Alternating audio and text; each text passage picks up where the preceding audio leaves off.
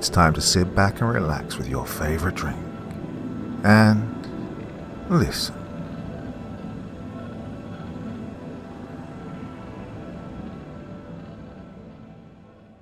We explored an abandoned tourist site in South Africa. Something was stalking us. By Cosmic Orphan, 2020. Part 1. This all happened more than 15 years ago now. I've never told my side of the story, well, not really. This story has only ever been told by the authorities, news channels, and paranormal communities. No one's ever really known the true story, not even me. I first met Brad all the way back in university, when we both joined up for the school's rugby team. I think it was our shared love of rugby that made us the best of friends. And if it wasn't for that, I doubt we'd be even mates. We were completely different people, Brad and I. Whereas I was always responsible and mature for my age, all Brad ever wanted to do was have fun and mess around. Although we were still young adults and not yet graduated, Brad had somehow found himself newly engaged.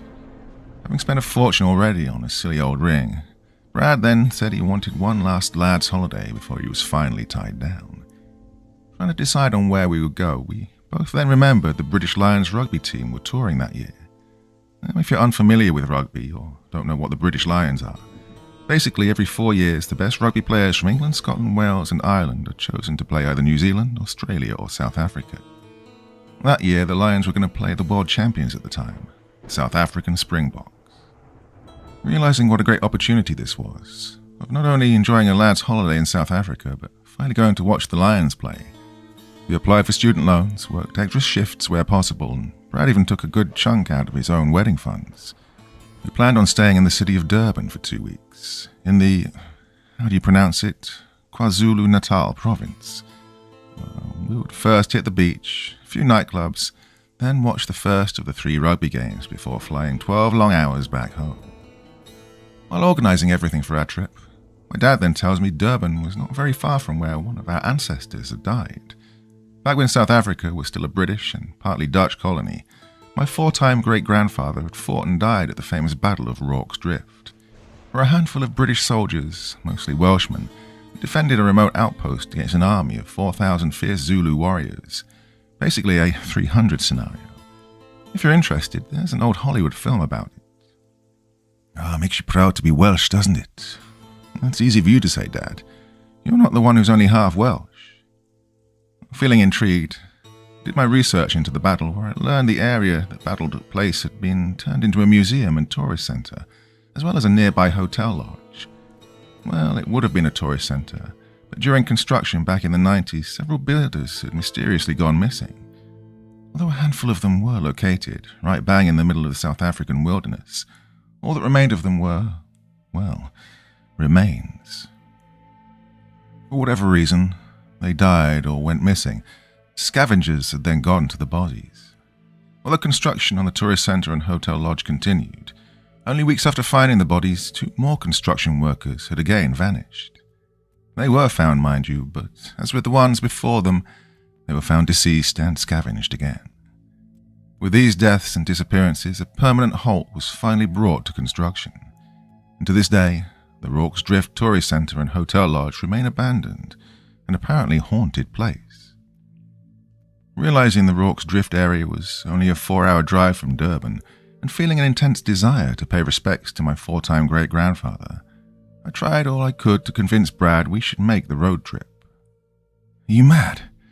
I'm not driving 4 hours through a desert when I could be drinking lagers at the beach. This is supposed to be a lad's holiday. It's a savannah, Brad, not a desert. And the place is supposed to be haunted. I thought you were into all that. Yeah, I was like 12.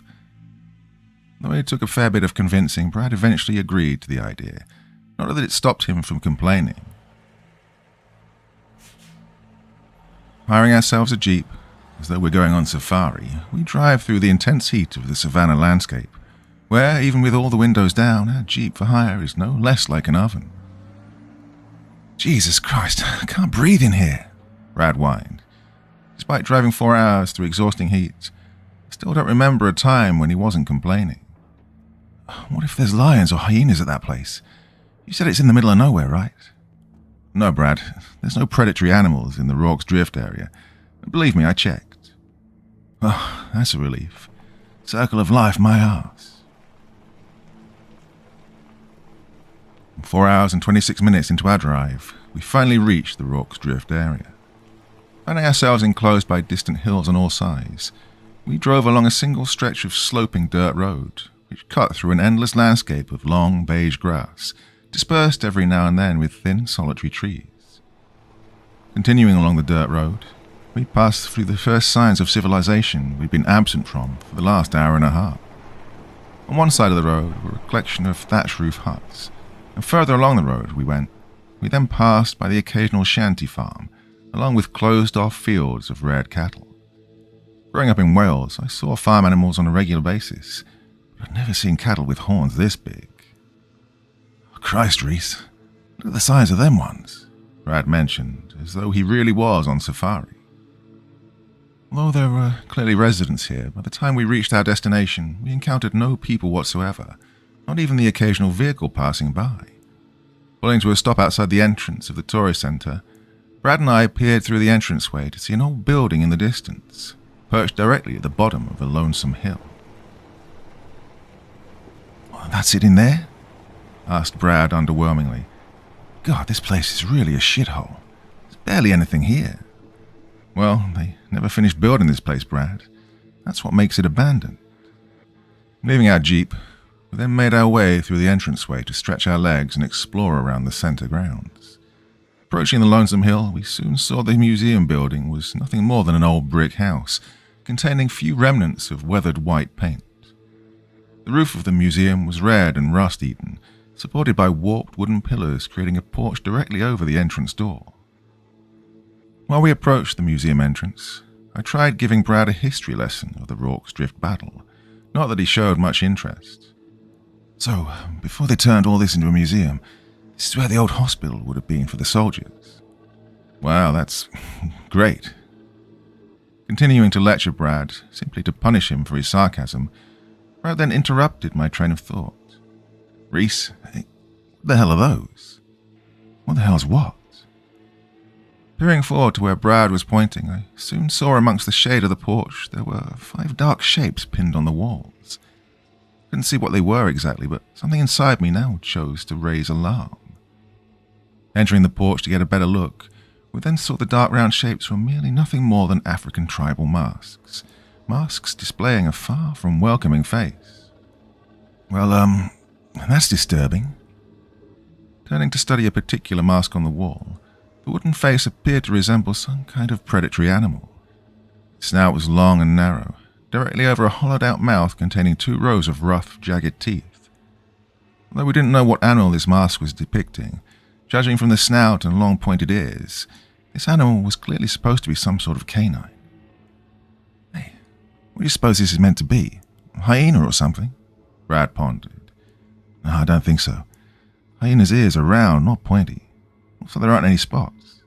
"A wolf, then?" "Wolves in Africa, Brad?" I said condescendingly. "Well, what do you think it is?" "Don't know." "Right, so stop acting like I'm an idiot." Bringing our attention away from the tribal masks, we then tried our luck with entering through the door.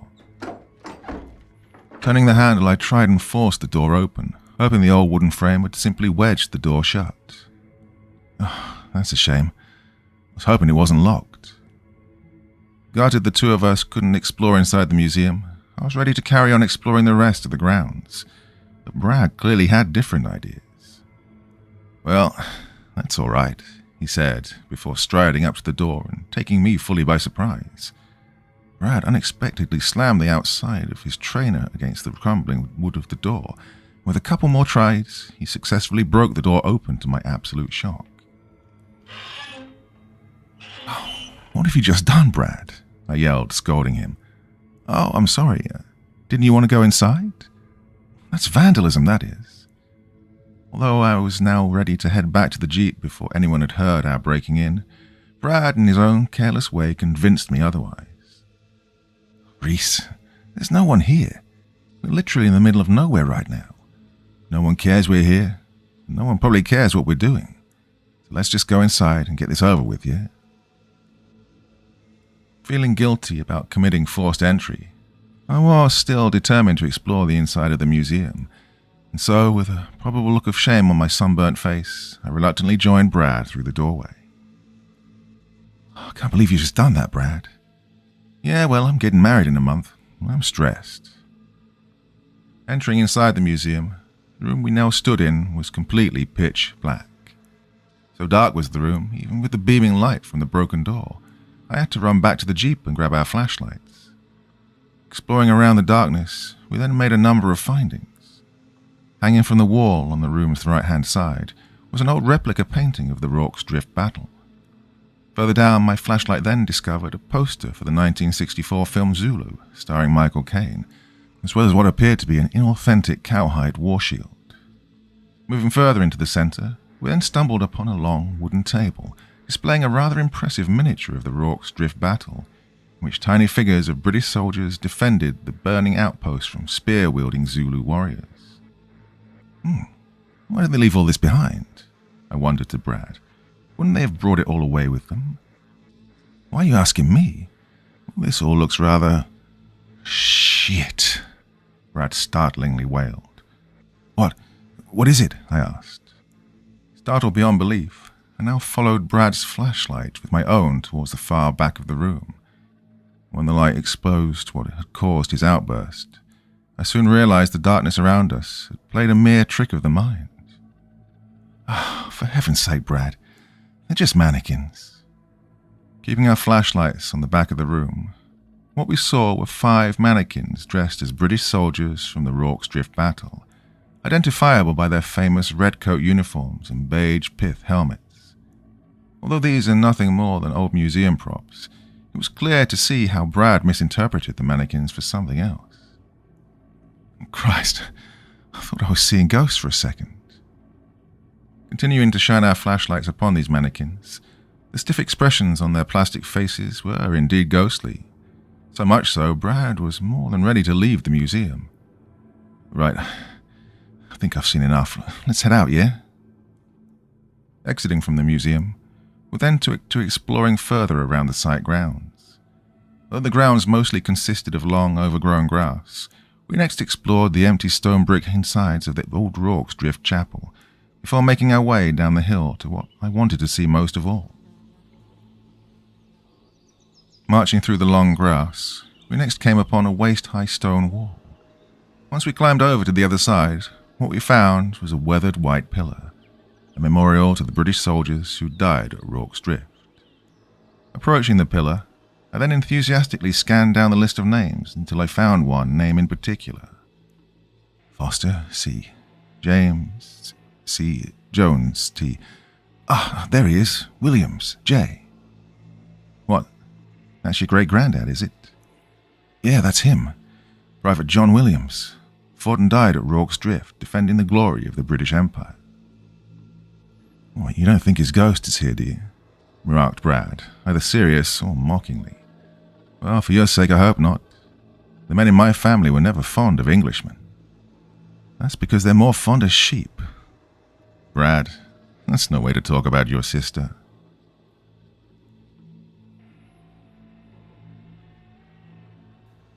Part 2. After paying respects to my 4-time great-grandfather, Brad and I then made our way back to the Jeep. Driving back down the way we came, we turned down a thin slither of dirt back road. By 10 or so minutes later, we were directly outside the grounds of the Rorke's Drift Hotel Lodge.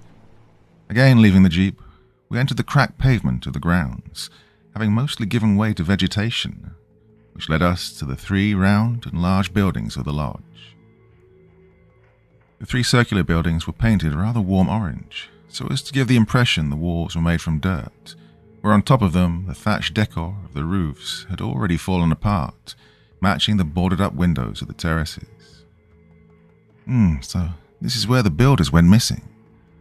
Afraid so, I replied, all the while admiring the architecture of the buildings. It's a shame they abandoned this place. It would have been spectacular. So tell me what happened to them again. Well, no one really knows. They were working on site one day, and some of them just vanished. Remember something about there being... Reese! Grabbing me by the arm, I turned to see Brad staring dead ahead at the larger of the three buildings. "What is it?" I whispered. "There, in the shade of that building, there's something there." Bringing back over, I could now see the dark outline of something rummaging through the shade. Although at first I felt a cause for alarm, I then determined whatever was hiding was no larger than an average-sized dog. "It's probably just a stray dog, Brad. They're always hiding in places like this." "No, it was walking on two legs, I swear."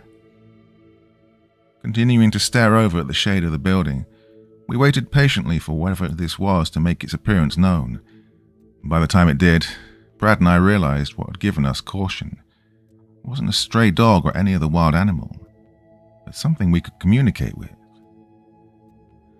"Brad, you donk, it's just a child." "Well, what's he doing hiding in there?" Upon realizing they'd been spotted, the young child came out of hiding to reveal it was a young boy no older than 10, his thin brittle arms and bare feet protruding from a pair of ragged garments. "God, I swear if that's a ghost." "Stop it, Brad." The young boy stared back at us as he kept a weary distance away. Not wanting to frighten him, I raised my hand in a greeting gesture before I shouted over, "Hello?" "Reese, don't talk to him." Only seconds after I'd greeted him from afar, the young boy turned his heels and quickly scurried away, vanishing behind the curve of the building. "Wait," I yelled after him. "We didn't mean to frighten you." "Reese, leave him. He was probably up to no good anyway."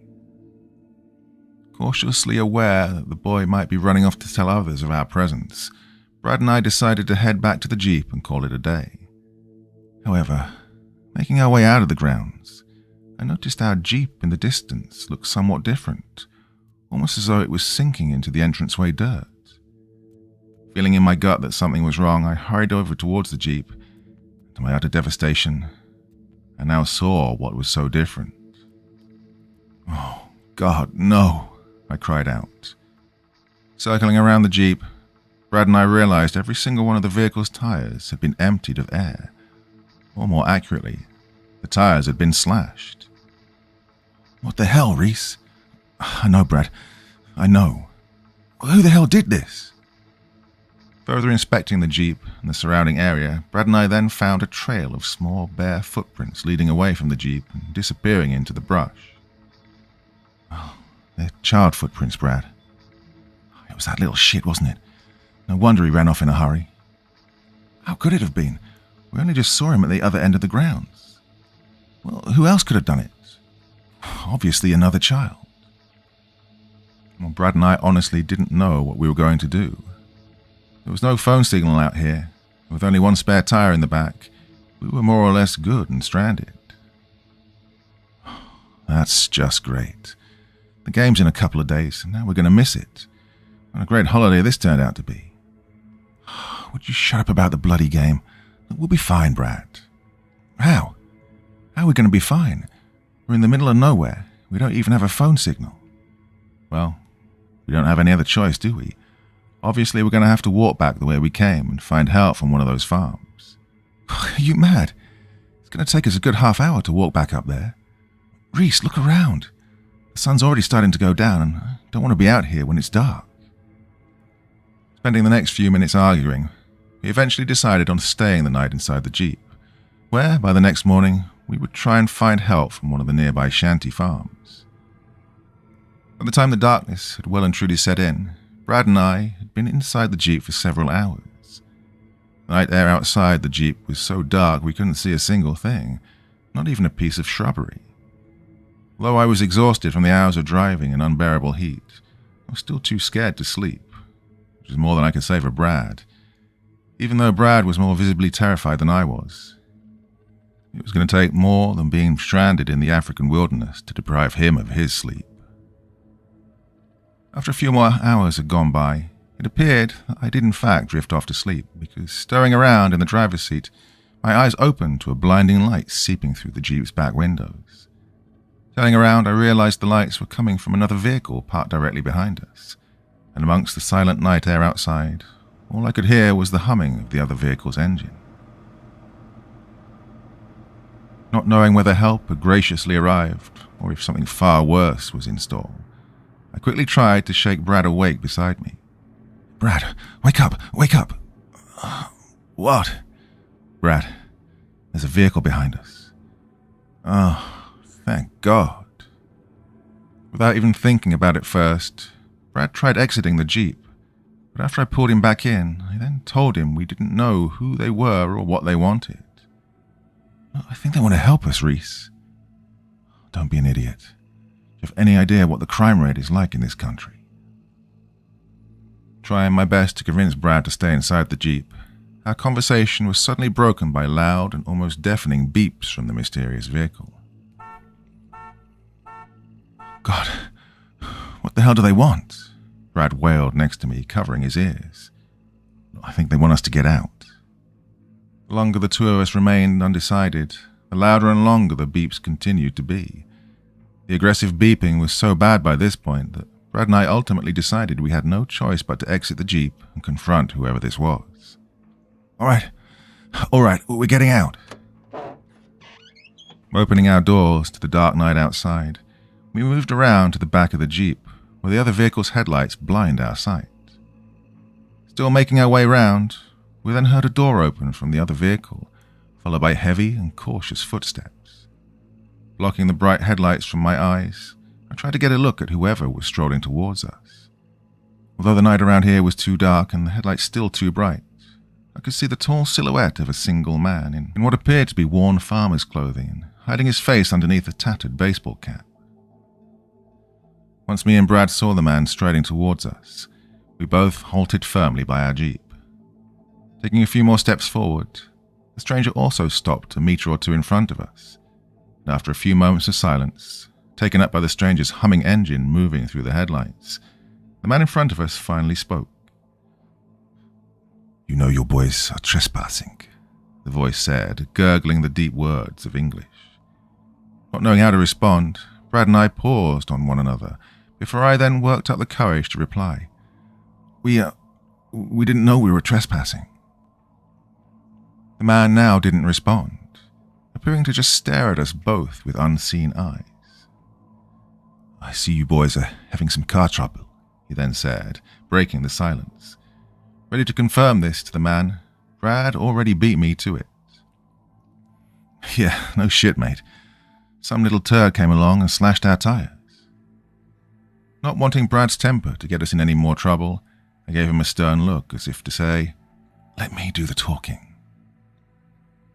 "Little bastards around here, all of them," the man remarked. Staring across from one another between the dirt of the two vehicles, the stranger once again broke the awkward momentary silence. "Yeah, why don't you boys climb in? You'll die in the night out here. I'll take you to the next town."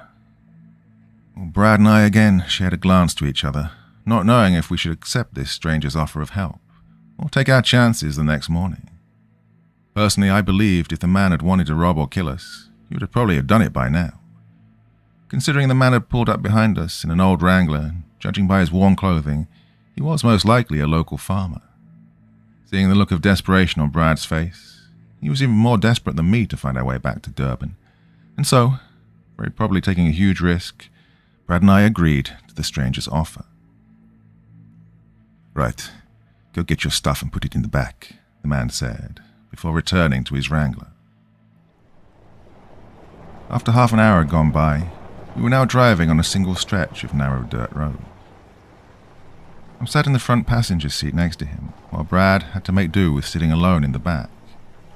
Just as it was with the outside night, the interior of the man's Wrangler was pitch black, with the only source of light coming from the headlights illuminating the road ahead of us. Although I was sat opposite to the man, I still had a hard time seeing his face. From his gruff, thick accent, I could determine the man was a white South African, and judging from what I could see, the loose leathery skin hanging down, as though he was wearing someone else's face, made me believe he ranged anywhere from his late 50s to mid-60s. "So, what are you boys doing in South Africa?" the man bellowed from the driver's seat. "Well, Brad's getting married in a few weeks, and so we decided to have one last lad's holiday. We're actually here to watch the Lions play the Springboks." Rugby fans, eh?" the man replied, his thick accent hard to understand. Are you a rugby man? I inquired. I suppose.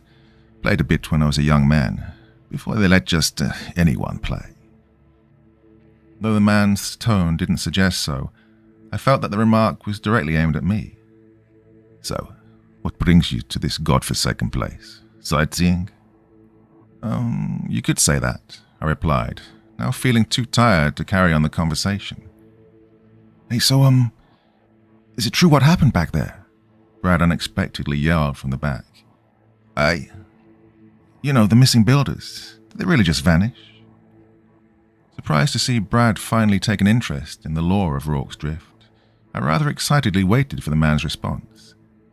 Nah, that's all rubbish. Those builders died in a freak accident. Families sued the investors into bankruptcy. Joining in the conversation, I then inquired to the man, well, how about the way the bodies were found, in the middle of nowhere and scavenged by wild animals? Nah, rubbish, the man once again responded. No animals like that out here, unless the children were hungry.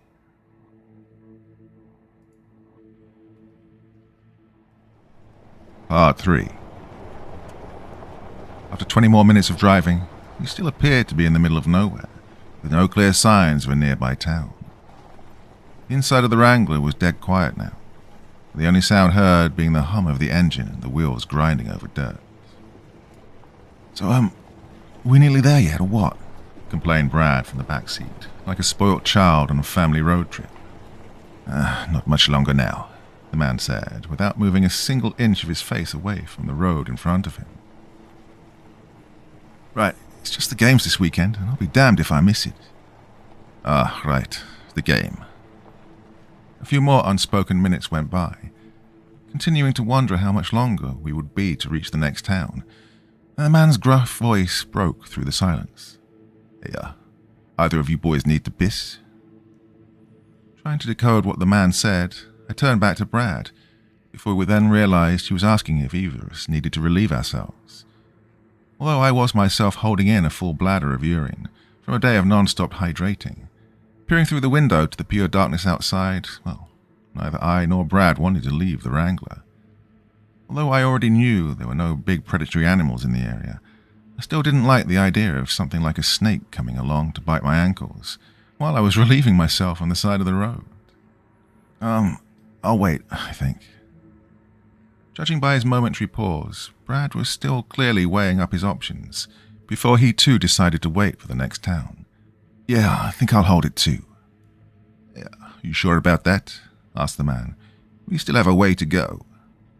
Remembering the man said only a few minutes ago we were already nearly there, I again turned to share a suspicious glance with Brad, before again the man tried convincing us to relieve ourselves now. Well, I wouldn't use the toilets at that place. Haven't been cleaned in years. Without knowing whether the man was being serious, or if there was another motive at play, Brad, either seriously or jokingly, inquired, There isn't a petrol station near here by any chance, is there? While Brad and I waited for the man's reply, almost out of nowhere, as though the Wrangler had made impact with something unexpectedly, the man pulled the brakes, grinding the vehicle to a screeching halt. Feeling the full impact from the seatbelt across my chest, I then turned to the man in confusion. Before either Brad or I could even ask what was wrong, the man pulled something from the side of the driver's seat and aimed it instantly towards my face. You could have made this easier, my boys. As soon as we realized what the man was holding, both Brad and I swung our arms instantly into the air in a gesture for the man not to shoot us. Whoa, don't shoot. Continuing to hold our hands up, the man then waved the gun back and forth frantically from me in the passenger seat to Brad in the back. Right, both of you, get your asses outside now. In no position to argue with him, we both opened our doors to exit, all the while still holding up our hands. Right, close the doors, the man yelled. Moving away from the Wrangler, as the man continued to hold us at gunpoint, all I could think was, take our stuff, please. Just don't kill us. Once we were a couple of meters away from the vehicle, the man pulled his gun back inside, and before winding up the window, he then said to us, whether it was genuine sympathy or not, Look, Sorry to do this to you boys. I really am. With his window now wound up, the man then continued away in his Wrangler, leaving both of us by the side of the dirt road. Why are you doing this? I yelled after him. Why are you leaving us? You can't just leave. We'll die out here. As we continued to bark after the Wrangler, becoming ever more distant, the last thing we saw before we were ultimately left in darkness was the fading red eyes of the Wrangler's taillights, having now vanished. Giving up our chase of the man's vehicle, we halted in the middle of the pitch-black road, and having foolishly left our flashlights back in our Jeep, our only source of light was the minuscule torch on Brad's phone, which he thankfully had in hand. Oh, great, fantastic, Brad's voice yelled over the phone flashlight. What are we going to do now? Left stranded in the middle of nowhere, Brad and I had no choice but to follow along the dirt road in the hopes of reaching any kind of human civilization.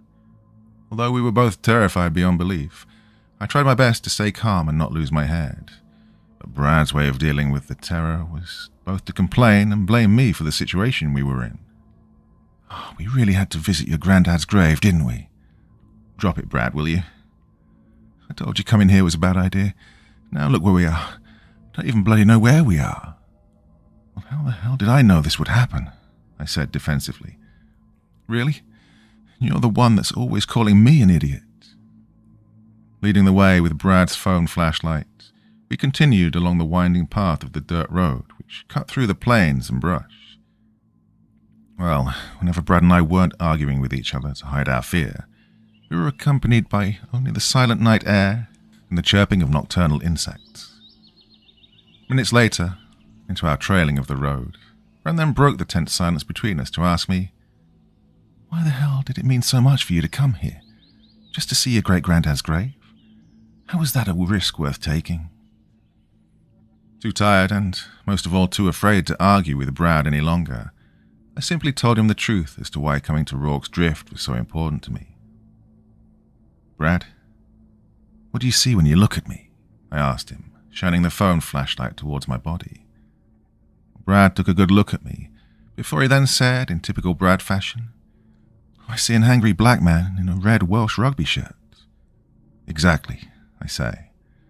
That's all anyone sees. Growing up in Wales, all I ever heard was, you're not a proper Welshman because your mum's a Nigerian. Didn't even matter how good of a rugby player I was.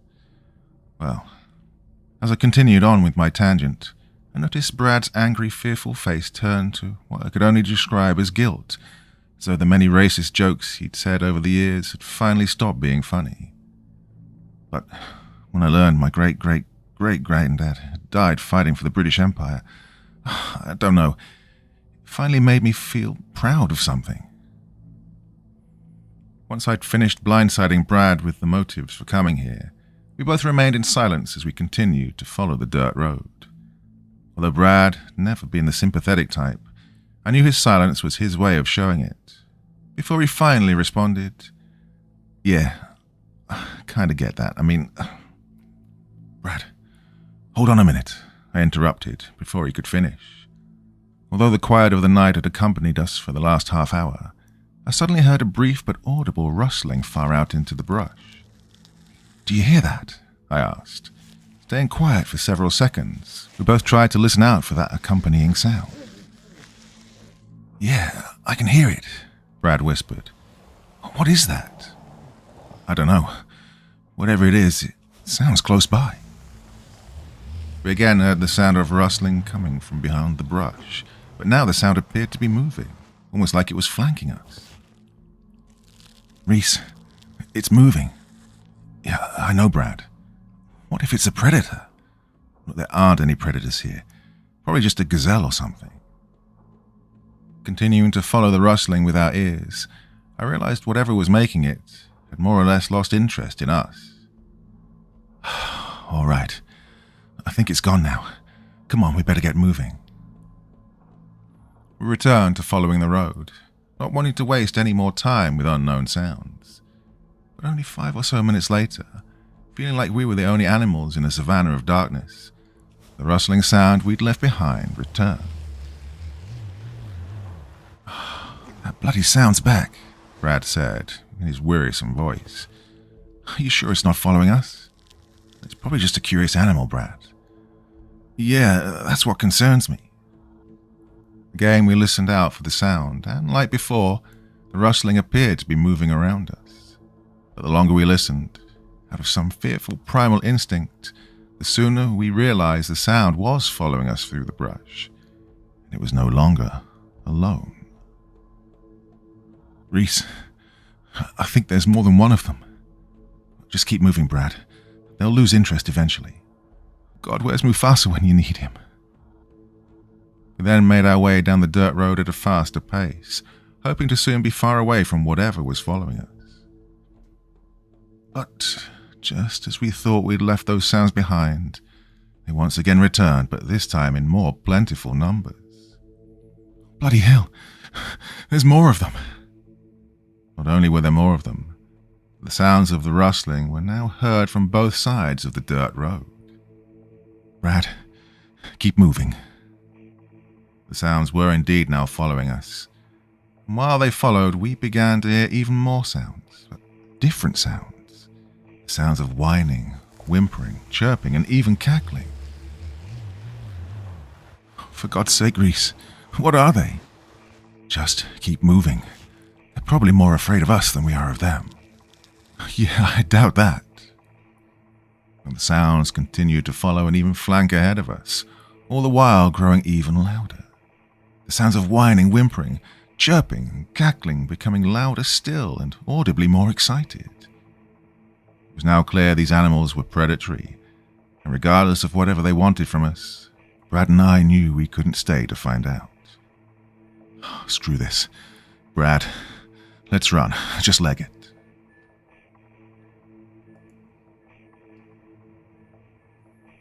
Part 4. Grabbing a handful of Brad's shirt, we hurled ourselves forward as fast as we could down the road, all while the whines, chirps, and cackles followed us on our tails. God, I was so tired and thirsty that my legs had to carry me on pure adrenaline. Where Brad now had the phone flashlight, I was the one running ahead of him, hoping the dirt road was still beneath my feet. "Reese, wait!" I heard Brad shouting a good few meters behind me, and I slowed down ever so slightly to give him the chance to catch up. "Reese, no, stop!" Even with Brad now gaining on me, he continued to yell from behind. But not because he wanted me to wait for him, but because, for some reason, he wanted me to stop. "Stop! Reese!" Finally feeling my lungs give out, I pulled the brakes on my legs, frightened into a mind of their own now. The faint glow of Brad's flashlight slowly caught up with me, and while I tried desperately to get my breath back, Brad shone the flashlight on the ground before me. What is it? Brad, what?" Waiting breathlessly for Brad's response, he continued to swing the light around the dirt beneath our feet. "The road. Where's the road?" I coughed up. Following the moving flashlight, I soon realized what the light revealed. It wasn't the familiar dirt of tire tracks, but rather twigs, branches, and brush. "Where's the road, Brad?" "Why are you asking me?" Taking the phone from Brad's hand, I searched desperately for our only route back to civilization, only to see we were surrounded on all sides by nothing but untamed shrubbery. "We need to go back the way we came." "Are you mad?" Brad yelled. "Those things are back there." "We don't have a choice, Brad." Ready to drag Brad away with me to find the dirt road, the silence around us had already faded away, as the sound of rustling, whining, whimpering, chirping, and cackling returned to our ears. Oh, shit. The variation of sounds only grew louder, and although distant only moments ago, they were now coming from all around us. "Reese, what do we do?" I didn't know what to do. The animal sounds were too loud and ecstatic that I couldn't keep my train of thought. While Brad and I moved closer to one another, the sounds continued to circle around us, until, lighting the barren wilderness around, the sounds were now accompanied by what must be dozens of small bright lights. Patched into pairs, the lights flickered and moved closer, making us understand they were in fact dozens of blinking eyes. Eyes belonging to a large pack of predatory animals. "Reese, what do we do?" Brad asked me again. "Right, just stand your ground," I said, having no idea what to do in this situation. "If we run, they'll just chase after us." Okay. I could feel Brad's body trembling next to me. Still surrounded by the blinking lights, the eyes growing in size only to tell us they were moving closer, and although the continued whines and other sounds had now died down, they only gave way to deep, gurgling growls and snarls, as though these creatures had suddenly turned into something else. Feeling as though they were going to charge at any moment, I scanned around at the blinking, snarling lights, when suddenly I saw an opening. Although the chances of survival were minimal, I knew when they finally went in for the kill that I'd have to run as fast as I could through that opening no matter what would come after. As the eyes continued to stalk ever closer, I now felt Brad grabbing onto me for sheer life. Needing a clear and steady run through whatever remained of the gap, I pulled and shoved Brad until I was free of him.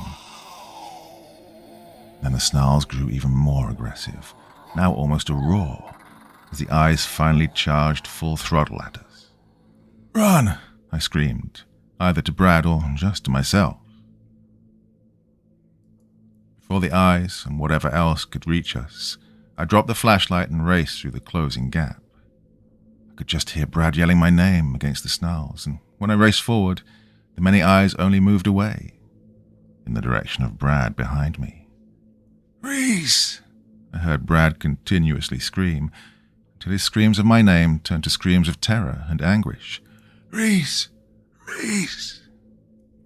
Although the eyes of the creatures continued to race past me, leaving me be as I made my escape through the wild darkness, I could still hear the snarls, the cackling and the whining, before the sound of Brad's screams echoed through the plains as they tore him apart. Well, I knew I was leaving my best friend to die, to be ripped apart and devoured. But if I didn't continue running for my life, I knew I was going to soon join him. I kept running through the darkness for as long and as far as my body could take me, endlessly tripping over shrubbery only to raise myself up and continue the escape, till I was far enough away that the snarls and screams of my best friend could no longer be heard. I didn't know if the predators would come for me next, whether they would pick up and follow my scent, or if Brad's body was enough to satisfy them. If the predators didn't kill me in this dry, scorching wilderness, I was sure the dehydration would. I kept on running through the earliest hours of the morning. When I finally collapsed from exhaustion, I found myself lying helpless on the side of some hill. Well, if this is how I was to die, being burnt alive by the scorching sun, I was going to die a merciful death, at least. Well, considering how I left my best friend to be eaten alive, it was better than I deserved.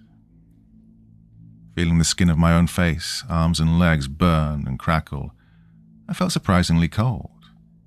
And before the darkness once again formed around me, the last thing I saw was the swollen ball of fire in the middle of a cloudless, breezeless sky, accompanied only by the sound of a faint, distant hum. When I woke from the darkness, I was surprised to find myself laying in a hospital bed. Blinking my blurry eyes through the bright room, I saw a doctor and a policeman standing over me.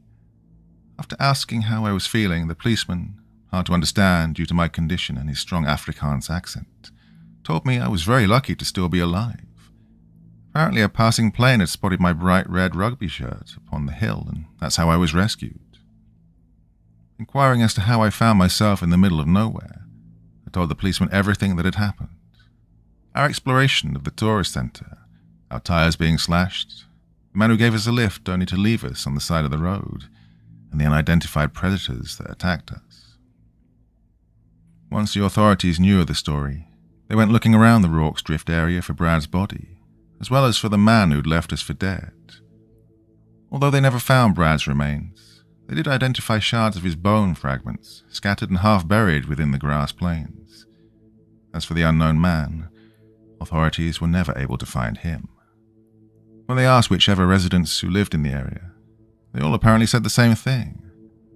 There are no white men said to live in or around Rorke's Drift.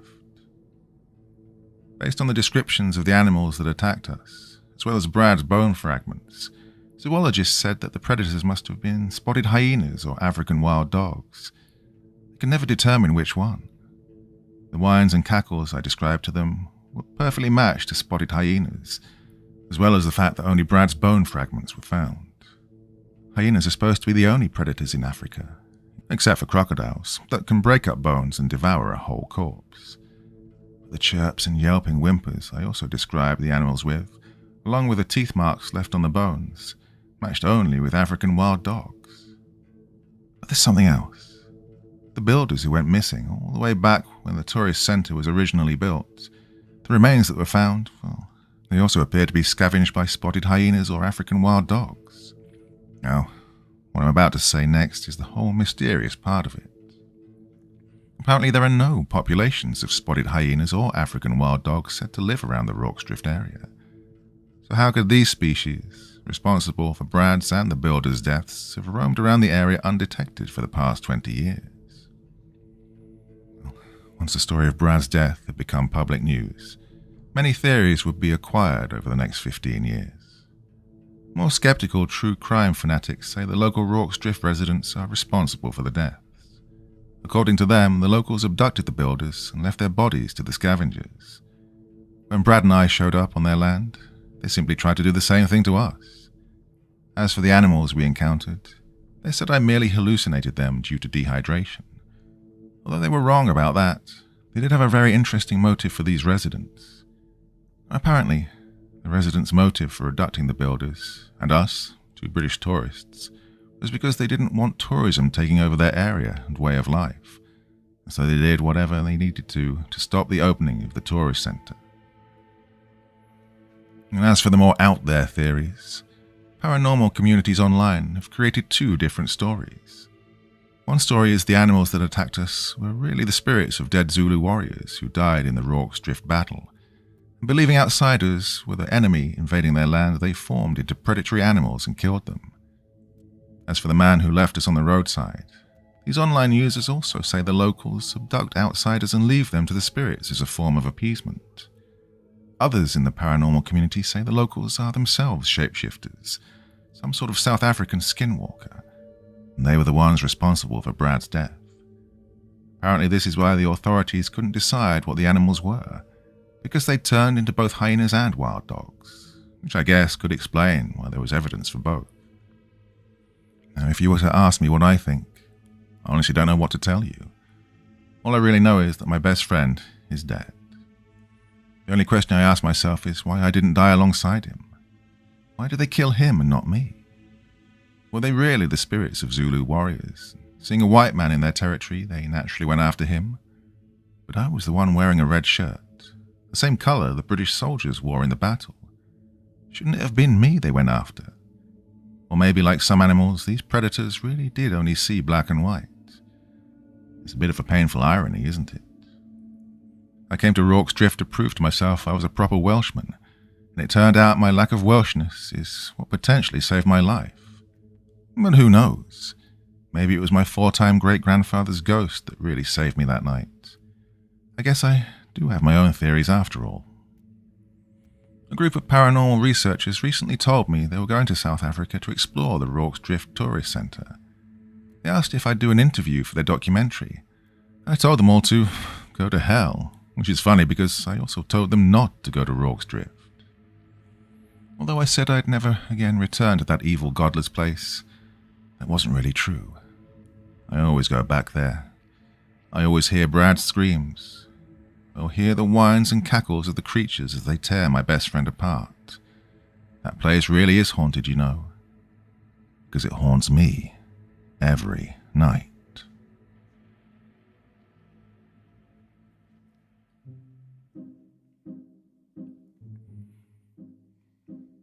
Well, my dear friends, hope you enjoyed that one. Really interesting story, really interesting setting. There's a lot more to it than it seemed as it went on. And yeah, makes you think, doesn't it? Oof. Well, I've been stuck in my office recording this, and it's 30 plus degrees again. It's a bit hot and sweaty in here, and to be honest, I need to get out, so I'm making the end introduction short and sweet this evening because I'm sweating like crazy. Anyway, thoughts, feelings, anything else you want to say about that story in the comments section below the video. As ever, I will do my best to join in the conversation. Oh, please check out my t-shirts. Got some new designs going, so if you're tempted, now might be a good time to take a look. Link in the description below the vid. That's it for this evening. Have a lovely weekend, everybody, and I'll be back again very, very soon. Till then, sweet dreams.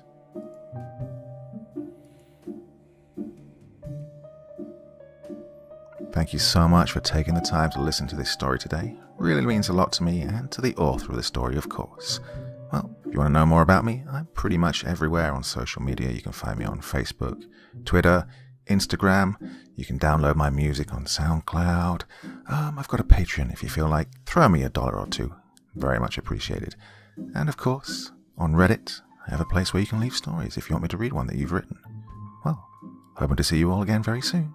Till then, sweet dreams. Bye-bye.